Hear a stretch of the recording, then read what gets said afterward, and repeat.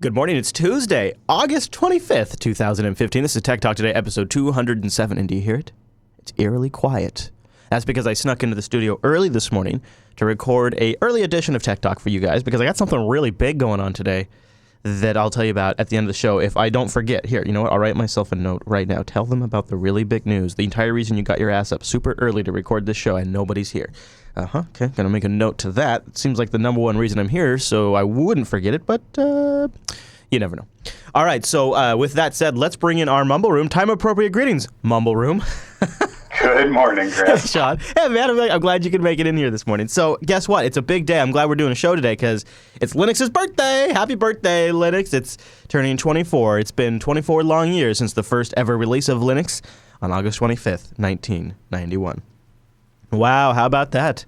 And now, just a mere 24 years later, Linux has completely taken over the entire world. It's pretty awesome.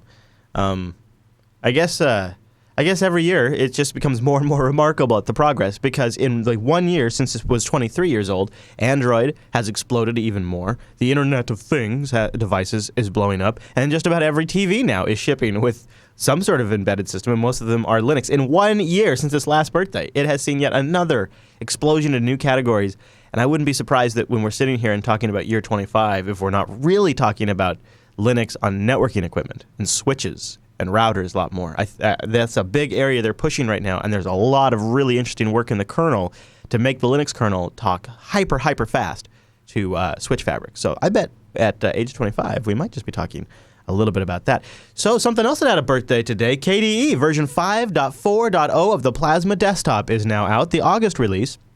And some of you may appreciate the new audio volume applet. Now, why is Chris talking about this? Because, oh my God, do they need this. This new volume audio applet works directly with Pulse Audio, the popular sound server for Linux, give you full control over volume and output settings in a beautifully designed, simple interface, they say. And it does look much improved. You have different playback devices broken out in the menu, and then your general audio. It's still a lot of options going on here, but boy, it looks a lot better than I was just reminiscing about how I was fighting with KDE Audio last night for a review, and that looks like a huge improvement. And one thing that I'm really happy to see, and I assume, although they're showing us on the application-based level here in the screenshot, but one thing I would love to see, and this would be just such a novel idea, is a volume slider. Look at that, guys. A volume slider in the volume settings. What a great idea. See, that's the kind of design and leading edge I like to see from Plasma 5.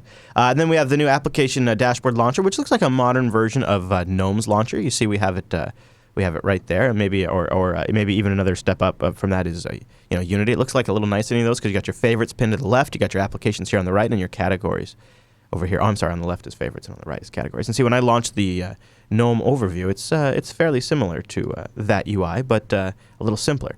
So it's a one step above what GNOME Activities offers. And then one of the things that has always been one of my favorite elements of the KDE desktop and now the Plasma desktop, and if you haven't tried this, if you've never played around with the Plasma desktop, you should play around with KRunner. It is such a cool launcher. All those other desktops out there on the Mac, like they have like all these different launchers they try to do. And nothing holds a candle to KRunner. And now KRunner remembers your previous searches and automatically completes them as you type. And then last but not least for us geeks, well, isn't that all of us? Useful network graphs in the network applet. This is actually really nice, especially if you're like on a VPN or an SSH connection doing a file transfer over Wi-Fi and you want to watch your transfer rates and things like that. Now in the applet, they've improved that output of information it gives you. So right there down in the tray, you click that up for your network connection, and then after you've clicked the interface, it'll start charting that data for you, and you can pull it out at any time and see how your overall interface is doing. That kind of details I love to have. It makes my desktop feel like a heads-up interface, giving me all kinds of data. Sean, are you willing to give Plasma 5.4 a try? Oh, I might give it a look. Plasma 5.4.0. Yeah, it might be worth taking a. You know what? I always do like taking a look at it. Also, this is something I want to try on my XPS. Is 5.4.0 is supposed to have a huge work done on HDPI, high DPI support. So I haven't seen that myself yet, but I would really like to see that because before, essentially in Plasma, you just kind of are turning the scaling way up. And that's kind of how you get it. Not ideal. Now, this one's really kind of interesting because I didn't even know people cared until I spent a week with Noah, and apparently he just draws them out of the woodwork. Who? No, I'm talking. No, not them. No, I'm talking about BlackBerry owners. Yeah, apparently BlackBerries still have a following, and Noah says he'd love to have a BlackBerry. And when he opened up his mouth at our meetup, a bunch of other people chimed up and said, "Oh yeah, me too. Oh yeah, me too. Oh yeah, I love my BlackBerry." And then I thought to myself, "Oh, you fools! If you say that, but then if you actually went back to it, it's not that great." But anyways, it nevertheless did cause a couple of people at the table, and I'm not joking, to bust out their BlackBerries. So there were a couple of BlackBerry owners at our meetup in Seattle, Washington, at LinuxCon last week, and one of them even has a mouse. It has like a little mouse nubbin, so you have a cursor on the screen. It was really a treat. Anyways, so apparently there is now a hack going around online to get Android running on the BlackBerry hardware. Now I'm going to just jump into this YouTube video that this guy posted here. We'll see how much of this is actually legit or not. But this guy claims to be able to get Android running on these devices, and it's funny because that came up at the meetup as like, oh, that'd be a big deal. Mas o tempo que eu fiquei com ele, galera, aonde eu ia, shopping, qualquer lugar Hey, Sean, you know que eu what this guy's saying? tirava ele pra mexer, pra falar. You can do translation, Sean? He's saying he wants to put it on the phone. Agora quem já Good. Yeah, so that's why we have Sean in the Mum Room today. He's our translator. Nice work, Sean. Pro level there, buddy. Pro level. Working on your feet. I don't know about this, to tell you the truth, but now there's other screenshots of it showing up on Twitter. The device appears to be the BlackBerry Oso, which a code name which you should be familiar with if you've looked at other leaks for the silver edition of the BlackBerry Passport. So Blackberries. Sean, are you a phone guy? Do you have a particular kind of phone? Are you a BlackBerry guy, perchance? Oh, no, I did away with the BlackBerry a long time ago. Went Android and never went back. Yeah. I basically stopped around then, too. Yeah, that's essentially it. I do appreciate some aspects of them. I really do. Getting to play with them at the meetup, I was like, oh yeah, okay. I do remember some of this being kind of nice, but I didn't get that. I did not get that. Oh, this is home feeling that I think some people are looking for. Hey, speaking of Android and Google, so recently we talked about Alphabet, the new holding company for Google, and that Sundar Pichai Sundar Pichai will be running Google, the company, the subsidiary. And in this shakeup, it's coming out that Google now may have seen an exodus of staff. Now, these kinds of things happen all the time, but I wanted to kind of zoom out and have a meta discussion here because apparently they're now internally deprioritizing the development of Google Now. The predictable, guess what you want kind of services, which many people thought was going to be the future, like cog piece of many Google products. Google Wear, Google Glass, obviously the Google Now built-in functionality to the Android launcher. Google Now is often still considered to be one of the fancier things Google does. So the idea that they would be deprioritizing it is shocking. But I wonder if maybe this isn't just what happens from time to time with large companies like this that don't have total control over these kinds of things. You have people that have left.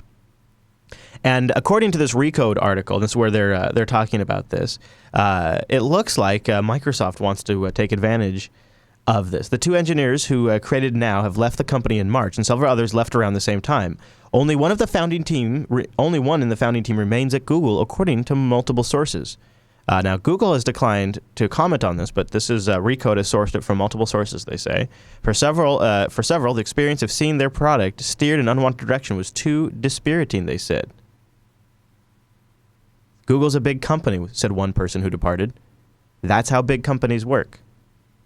I don't know what to make of this story. Could Google, first we see the decline of Google+, and they've broken out the individual services that matter, Photos and Hangouts and others. And now we could potentially see the decline of Google Now, which seemed like a pretty key, not just like a minor piece. It was such a major strategy piece for Google that they realigned all of their privacy policies so that all of their services could share data across all of them.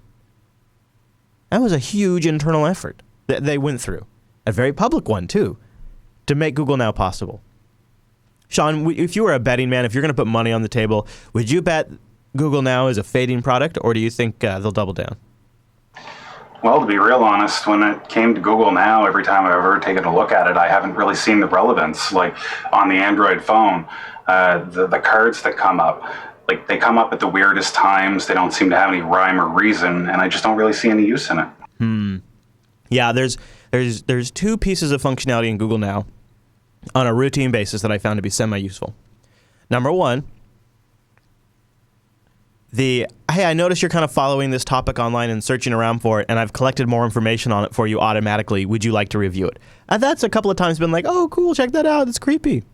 But it's also very cool. Like, oh, so you noticed I was Googling around and searching about that, huh?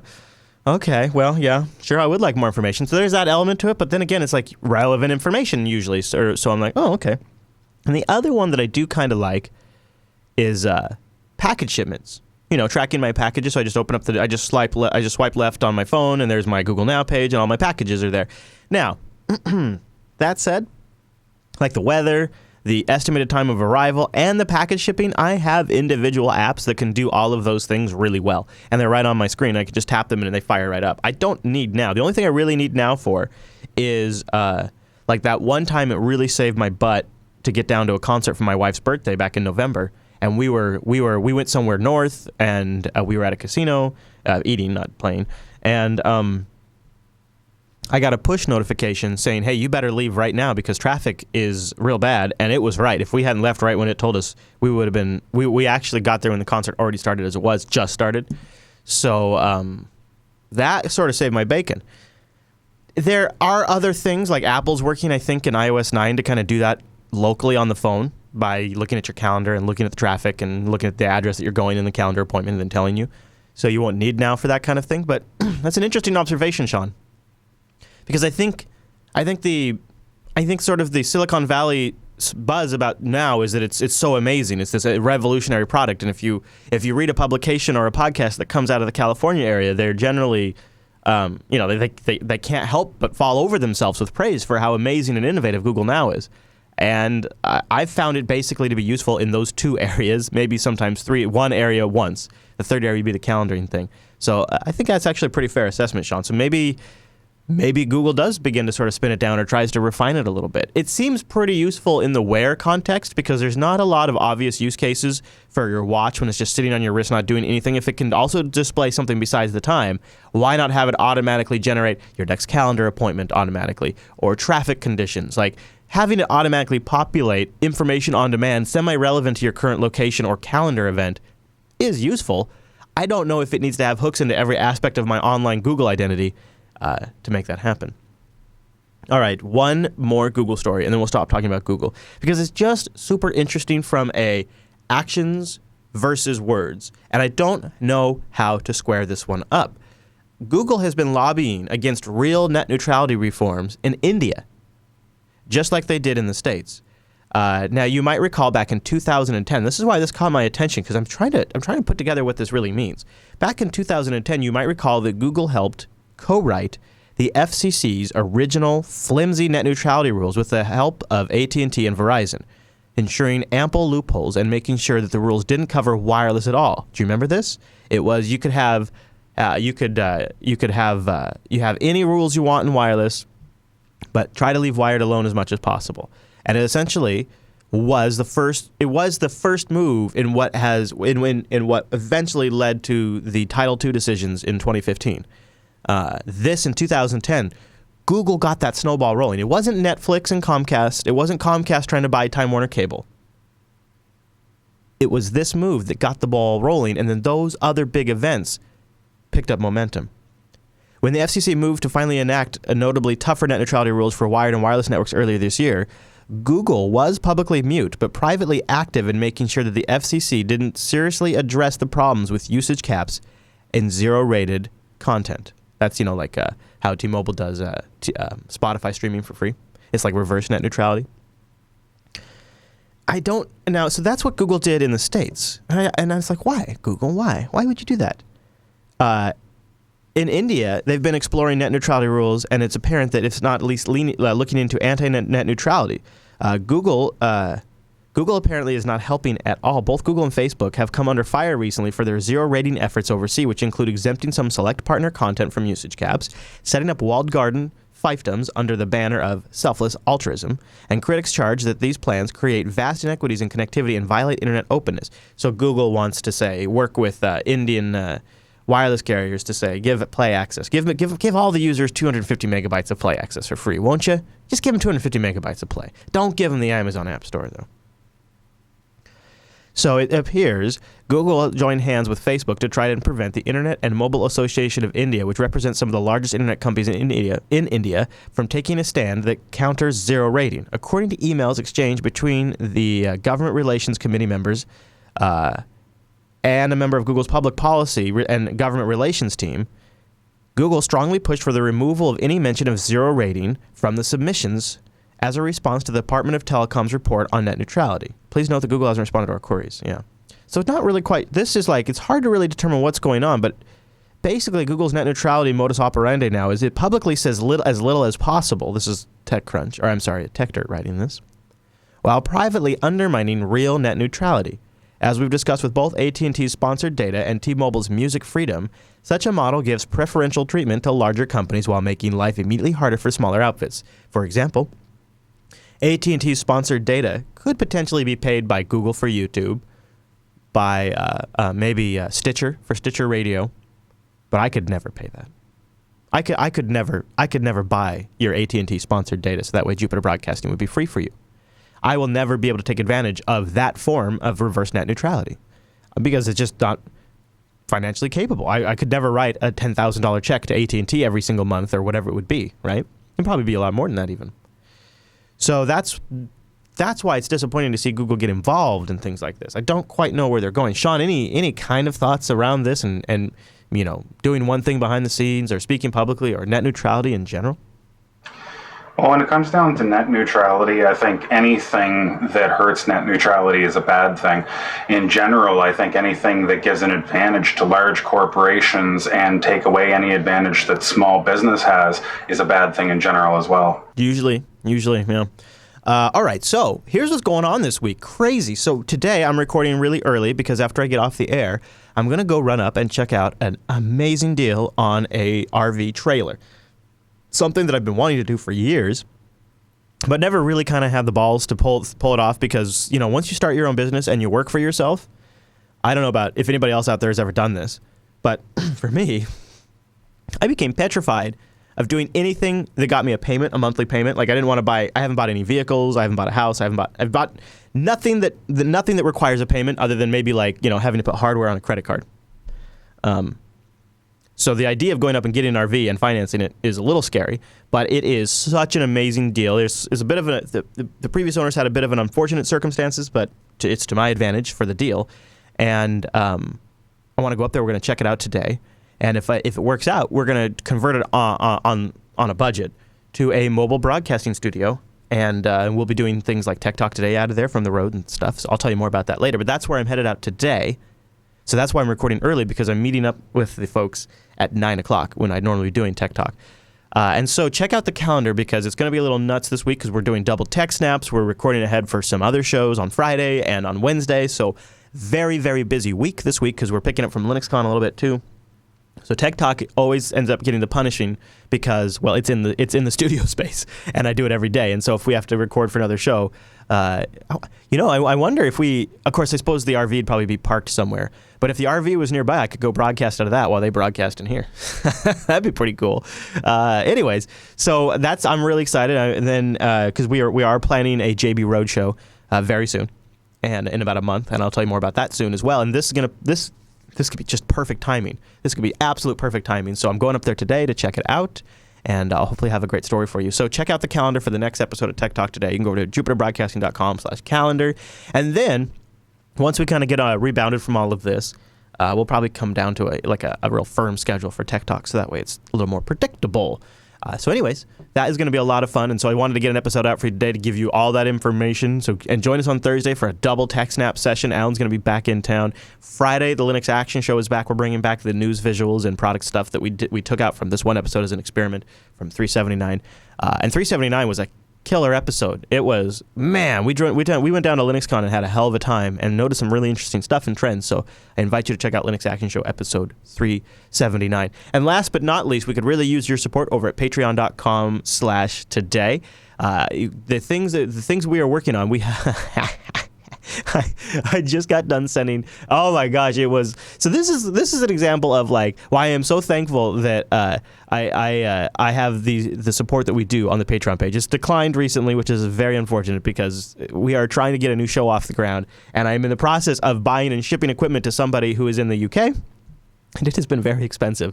And so it's a little bit of a bummer to see that dropping off because we have a new open source show that we're working on that I know you guys are going to love. And to see support drop down while we're doing that is super hard because it's really tight, especially with just doing LinuxCon and all of that. And then later on down the road, we're going to have a JB Roadshow coming up. So we could definitely use your support as we work on all of these great things and continue to pursue our passions with our shows that we love over at patreon.com/today. We're hoping to get that up. And there could be some very neat things coming to our patrons down the road. Get it? Down the road? Oh, it'll all come together very soon. All right, so we are doing end of show intros.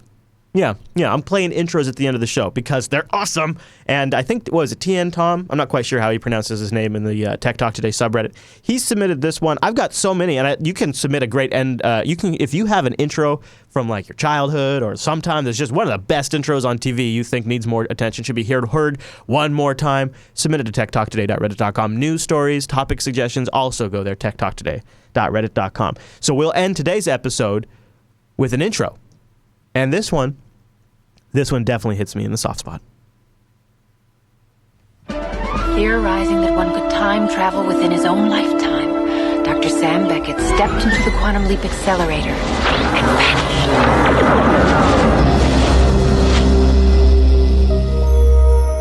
He awoke to find himself trapped in the past, facing mirror images that were not his own, and driven by an unknown force to change history for the better. His only guide on this journey is Al, an observer from his own time, who appears in the form of a hologram that only Sam can see and hear. And so Dr. Beckett finds himself leaping from life to life, striving to put right what once went wrong, and hoping each time that his next leap will be the leap home.